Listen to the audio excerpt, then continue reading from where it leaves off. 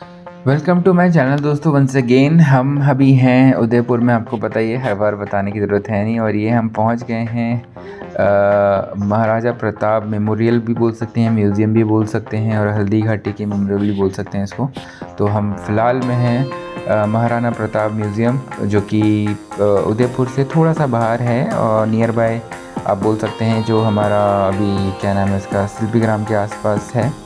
तो अभी हम चलते हैं अंदर और देखते हैं क्या क्या है। हमने टिकट ले ली है 320 रुपये की, मतलब 160 पर पर्सन। और ये दोनों साइड के लिए टिकट है, रोड के पार, इस पार लेफ़्ट साइड में जो ये पूरा म्यूज़ियम है, और लेफ़्ट के राइट साइड में जो पूरा स्टैचू वाला म्यूज़ियम है। तो यहाँ पर बेसिकली हमें जो पता चला है कि महाराणा प्रताप के टाइम की कुछ इन्फॉर्मेशंस हैं जो हल्दी घाटी की वॉर से रिलेटेड। तो वो सारी चीज़ें इन्फॉर्मेशन मिलेंगी, और मोस्ट प्रॉब्ली अंदर वीडियो बनाना अलाउड नहीं होगा। तो मैं कुछ वीडियोस में आपको शेयर कर दे रहा हूँ जो यहाँ बाहर का जो है, और अंदर की कुछ वीडियोस जो हम बना सकते हैं, जो वो हमें दिखाते हैं। सामने देख सकते हैं स्टैचू वाला पोर्शन है जहाँ पर सारे स्टैचू हैं, तो वहाँ पर भी हम जा सकते हैं, पर उसके लिए चाहिए हमें टाइम। तो अब देखते हैं कितना टाइम है हमारे पास, क्योंकि हमारी इवनिंग की ट्रेन भी है, तो हमें यहाँ से जल्दी निकलना है। तो दोस्तों बेसिकली ये अभी अब अंदर जाएंगे, और ये पूरा पोर्शन है, यहाँ पर जगह जगह देख सकते हैं महाराणा प्रताप के स्टैचूज़ एंड हॉर्स के स्टैचूज़ एंड ऑल हैं। ये सारा बहुत प्यारा, मतलब अच्छे तरीके से बहुत मेंटेन किया हुआ है, बहुत प्यारी तरीके से। तो ये अंदर जैसे कि एक पोर्शन है, हम आ गए हैं। तो यहाँ पर कुछ ऐसे वीडियोस हैं जो हम देखते रहेंगे। तो मैं इसमें ज़्यादा कमिटमेंट नहीं करूँगा, आप खाली इसको एंजॉय करिए। और बाकी कुछ वीडियोस और भी थे जो हम नहीं बना पाए हैं, उसके लिए बना नहीं, मतलब अलाउड नहीं था, तो हमें लगा कि हम अपडेट करें, और हमने नहीं बनाया। तो बाकी जो यहाँ पर जो मतलब बेसिकली हल्दी घाटी की वॉर से रिलेटेड बहुत अच्छी इन्फॉर्मेशन है। तो आप उसे पूरा वीडियो को देखने को हमको पता हुआ था उस टाइम। उसे उदय सिंह की हत्या कर दी। ये समाचार धायमा पन्ना को प्राप्त हुआ।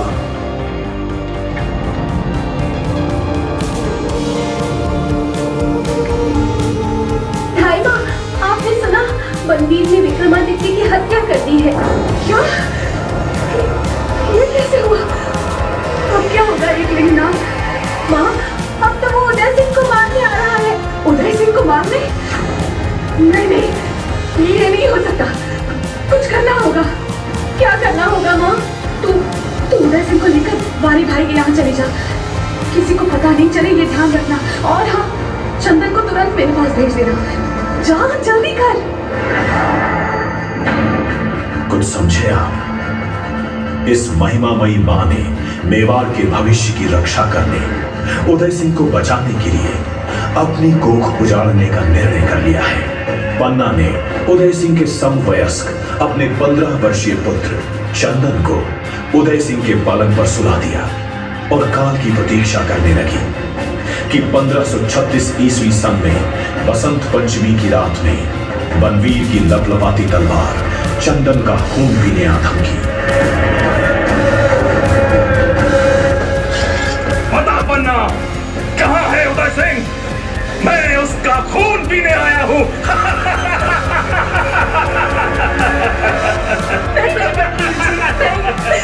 मैं आपके पैर पड़ती हूँ, आप इस निर्दोष बालक को मत मारिए, रुक जाइए। चालाक, आज उसे कोई भी बचा नहीं सकता।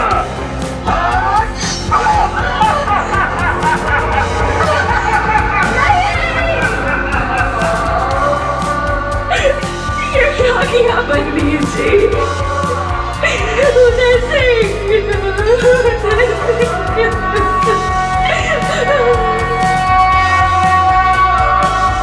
चढ़ रहे मस्तक अनेक मातृभू की वेदिका पर मैं अभागिन भेंट क्या दूं? एक चंदन मेरा चढ़ा दो, एक चंदन मेरा चढ़ा दो। 18 जून 1576 ईस्वी में हल्दी घाटी युद्ध में अकबर की सेना की हार हुई थी। तब अकबर स्वयं प्रताप को पराजित करने के उद्देश्य से मेवाड़ में आया, किंतु उसे भी असफलता ही मिली। तब उसने शहबाज खान को 3 बार भेजा, उसको भी मुंह की खानी पड़ी। तो उसने 1580 ईस्वी में अब्दुल रहीम खान खाना को भेजा। उस बेचारी की भी बड़ी फजीहत हुई। प्रताप के पुत्र कुंवर अमर सिंह ने उनके डेरे पर आक्रमण कर उनकी बेगम आनी खान व पूरे परिवार को ही उठा लाया। ये देखकर महाराणा प्रताप ने अपने पुत्र अमर सिंह को समझाया।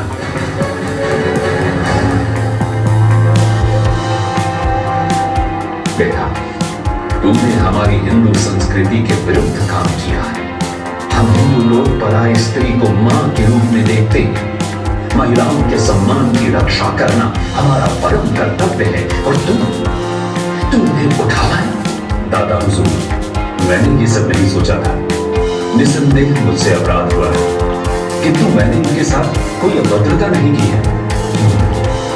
ठीक है पुत्र, अब तुम इन्हें ससम्मान इनके डेरे पर पहुंचा दो और इनसे अपने व्यवहार के लिए क्षमा याचना भी कर लेना।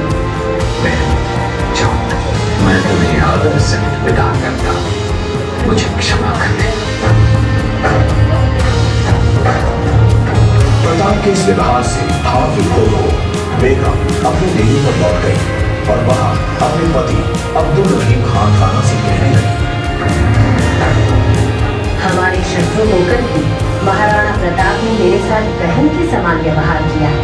प्रताप मनुष्य नहीं है बेगम, वो तो फरिश्ता है, फरिश्ता। अकबर भी प्रताप के श्रेष्ठ चरित्र को समझ पाता। वो क्या समझेगा? उसे तो मीना बाजार के कारनामों से ही फुर्सत नहीं। सुना नहीं आपने? क्या? मीना बाजार में उसने प्रताप के भाई शक्ति सिंह की पुत्री किरण देवी का हाथ पकड़ लिया था। किरण देवी ने उसे नीचे गिराकर उस पर कटार डाल दी। क्षमा याचना के साथ माँ माँ कहने लगा था अकबर, तब नहीं छोड़ा उसने। अकबर और प्रताप के चरित्र में जमीन आसमान का फर्क है बेगम। धन्य प्रताप, तुम धन्य हो। तुमने अपने चरित्र बल से मुझे जीत लिया। चलो बेटा, अब यहाँ प्रताप से युद्ध के लिए रोकने का कोई अर्थ नहीं। हमें अपने वतन को लौट जाना चाहिए। प्रताप के उज्ज्वल चरित्र जीत लिया खाना को। कीर्ति अमर रहे तुम्हारी, आशीष शुभ दे चल दिया वो। मालदेव को चित्तौड़ सौंप दिल्ली चला गया। पूरे 23 वर्ष चित्तौड़ पराधीन रहा। उसे पराधीनता की बेड़ियों से मुक्त किया सिसोदा के हम्मीर ने। हुआ यूं कि एक दिन सिसोदा के युवराज अली सिंह शिकार का पीछा करते हुए एक खेत में घुसने लगे। तब एक युवती ने उन्हें रोका।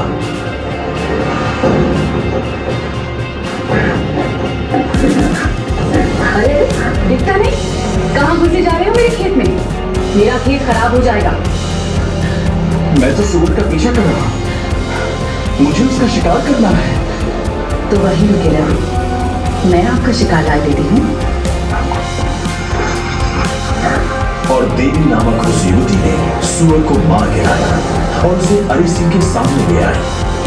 अली सिंह उसकी वीरता पर मुग्ध हो गया। उन्होंने देवी से विवाह कर लिया। इन्हीं की कोख से वीरवर हम्मीर का जन्म हुआ। बड़ा ही बहादुर बच्चा 12 वर्ष की उम्र में डकैत मुंजा बालेचा की गर्दन काट कर ले आया और उसे अपने चाचा अजय सिंह को भेंट किया।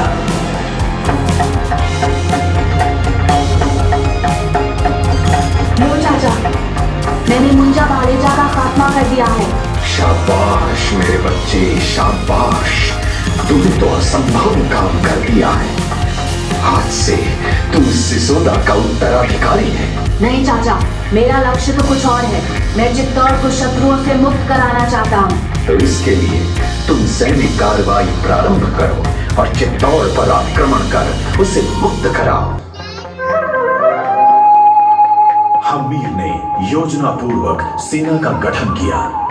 उसे बरबड़ी देवी ने आशीर्वाद दिया।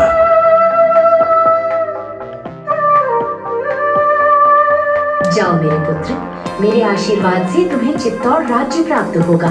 तुम्हें मालदेव की पुत्री से विवाह का प्रस्ताव मिलेगा, उसे तुम स्वीकार कर लेना। मेरा पुत्र बारू 800 घोड़े लेकर आएगा, तुम उसकी सहायता से चित्तौड़ प्राप्त कर लोगे। हम्मीर ने मालदेव की पुत्री से विवाह किया। पत्नी के सुझाव पर उसने दहेज में प्रधानमंत्री मौजीराम मेहता को मांग लिया।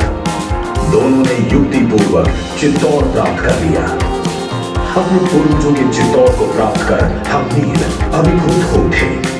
उन्होंने मातृभूमि को प्रणाम कर किले में प्रवेश किया।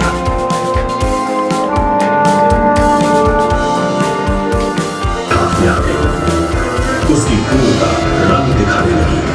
उसने अत्याचारों का अंबार लगा दिया। मंदिर तोड़े, मां बहनों की इज्जत लूटी, जबरदस्ती धर्मांतरण किया। वृंदावन में कृष्ण भगवान के मंदिर को तोड़ने का जब उसने प्रयास किया, तब गोसाई जी भगवान की मूर्तियां लेकर सुरक्षित स्थान की ओर चल पड़े। उन्हें सुरक्षा का आश्वासन दिया मेवाड़ के महाराज राज सिंह ने।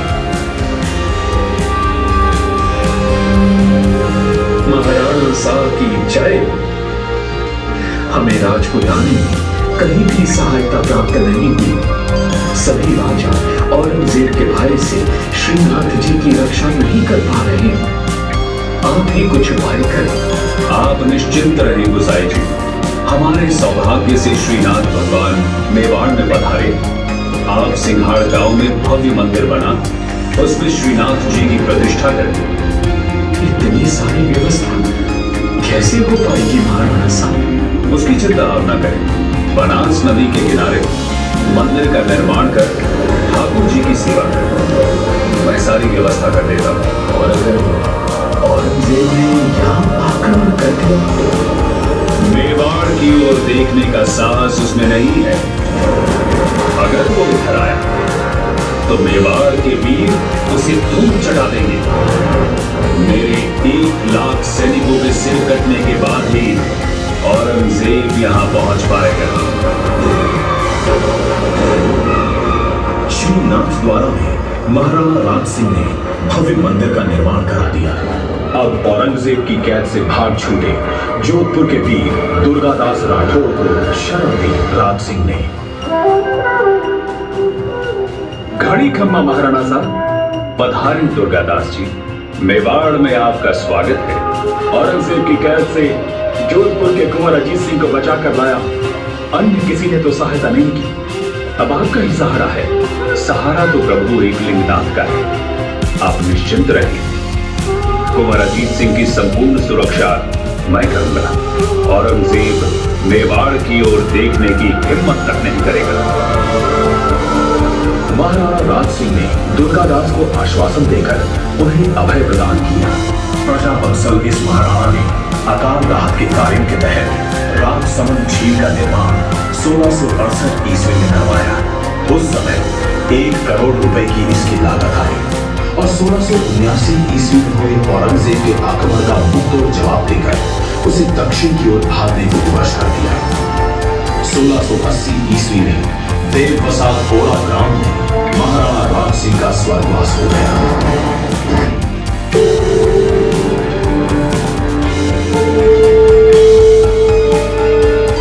ईस्वी सन 1659 में किशनगढ़ की राजकुमारी चारुमती की सुंदरता पर मुग्ध होकर औरंगजेब ने उससे विवाह का प्रस्ताव भेजा।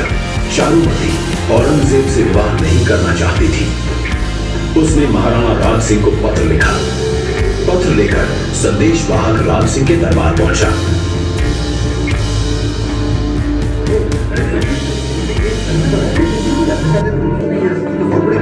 क्षमा करें अन्नदाता। मैं किशनगढ़ की राजकुमारी चारुमती का संदेश लेकर आया। क्या लिखा है राजकुमारी ने? मैं चारुमती आपको प्रणाम करती हूँ। मैंने आपको अपने पति के रूप में वर्ण कर लिया है। अब आप औरंगजेब से मेरी रक्षा करें, अन्यथा मैं प्राण त्याग दूंगी। इस परिस्थिति में चारुमती की रक्षा करना हमारा कर्तव्य बनता है रतन सिंह जी। जी हुकुम। आप 50,000 की सेना लेकर आमेर तक जाएं। वहां औरंगजेब की सेना को रोकें। तब तक मैं चैत्र पूर्णिमा को चारुमती से विवाह कर उन्हें लेकर आता हूं। जी हुकुम। रतन सिंह सलूबर के चुनाव सरदार हैं। वे अपनी नवविवाहिता पत्नी हाड़ी रानी इंद्र कुंवर से विदा लेने उनके महल में गए। प्रिय, महाराणा साहब ने हमें युद्ध में जाने का आदेश दिया, इसलिए हम आपसे विदा लेने यहाँ आए हैं। आप विजयी होकर लौटे, यही मनोकामना है मेरी। किंतु रानी, युद्ध में क्या होगा कुछ कहा नहीं जा सकता। फिर तुम्हारा क्या होगा? आप निश्चिंत होकर युद्ध के लिए बधाइए। हम हिंदुस्तानी अपना कर्तव्य अच्छी तरह से जानते हैं। हम उसका सहर्ष पालन करेंगे। तो ठीक है, अब हम प्रस्थान करते हैं।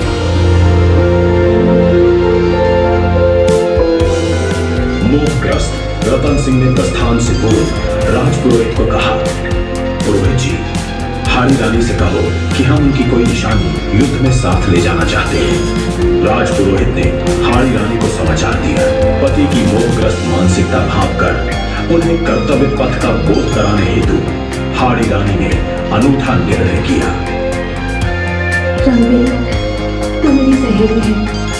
ठाकुर साहब को मेरी ये अनमोल निशानी भेंट कर देना। और हाड़ी रानी ने अपना सिर काट दिया। थाली में चुनरी से ढके हाड़ी के सिर को देख रतन सिंह हतप्रभ रह गए। पत्नी के बलिदान से अभिभूत हो उन्होंने उस मूर्ति को माला के रूप में पहन लिया और आमेर के पास हुए युद्ध में औरंगजेब की सेना को परास्त कर अपना बलिदान दे दिया। इस दंपत्ति के बलिदान द्वारा ही महाराणा राज सिंह चारुमती से विवाह कर लौट सके। मोहग्रस्त हो गए चंद्रावत, हाड़ी से मांगी सेना जैसे कि ने हमारे जितने भी पति को प्रेरित करने को क्या बोल सकते हैं, सिर काट दे दियो क्षत्राणी, सिर काट दे दियो क्षत्राणी। के बाद हम जाएंगे पीछे आ गए बैठने को और यहाँ पर है टेम्पल बड़ा प्यारा था जहाँ पर सारे भगवान जी आपको मिलेंगे। तो यहाँ पर हम दर्शन करेंगे और उसके बाद फिर हमारा यहाँ का इस साइड का जो पोर्शन है वो तो खत्म होगा। सामने वो देख सकते हैं हमारा काफ़ी स्टैचू बहुत बड़ा, वहाँ हम नहीं जा पाएंगे। तो एक्चुअली सारे स्टैचूज हैं तो अभी इतना टाइम भी नहीं है तो हमें निकलना होगा। तो हम वो वाला पोर्शन छोड़ रहे हैं। तो अगर आप इंटरेस्टेड हैं इसको देखने में तो आप आगे कवर कर सकते हैं पूरा एरिया। तो थैंक यू दोस्तों, मेरे चैनल को सब्सक्राइब करना